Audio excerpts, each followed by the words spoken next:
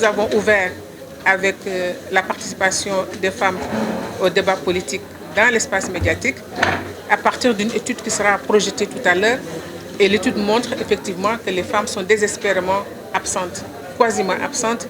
Quelques-unes sont là, mais globalement, quand il y a les grands débats politiques au Sénégal, les grandes émissions, c'est des hommes qui sont invités.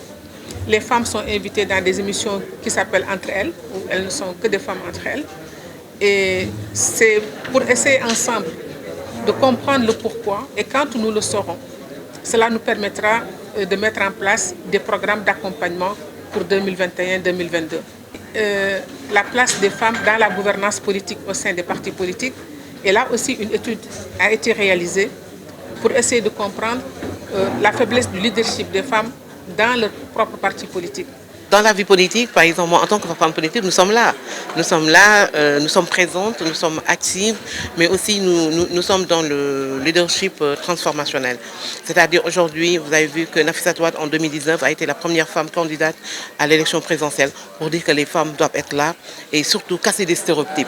C'est pas parce que je suis connue, c'est pas parce que j'ai beaucoup d'argent, mais c'est parce que j'ai quelque chose dans la tête.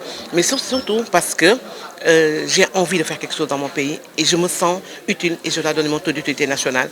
Et donc c'est en ce sens que nous avons posé cet acte-là, en se disant qu'en 2024, il y aura d'autres Nafissatou Wade, d'autres Amsatou aussi, Débé, etc. Donc il faut d'abord que les femmes elles-mêmes, parce qu'aujourd'hui même avec le programme que nous sommes en train de faire, si les femmes elles-mêmes ne sont pas présentes, ne sont pas assez outillées, je pense que ce serait très difficile. Donc nous devons d'abord croire en nous-mêmes et essayer d'apporter quelque chose.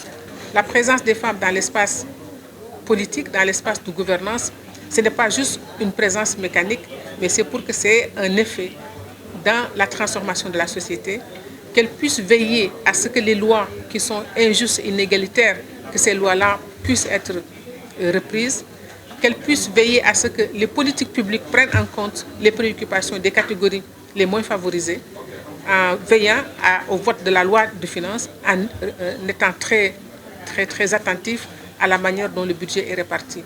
Donc si nous nous battons pour que les femmes soient dans ces instances-là, c'est pour qu'il y ait un retour aussi des effets sur la transformation positive de la société. On a fait tout le travail nécessaire pour que la loi sur la parité soit votée. Et le problème n'est plus pour nous la parité, puisque aucune liste non paritaire ne peut participer aux élections.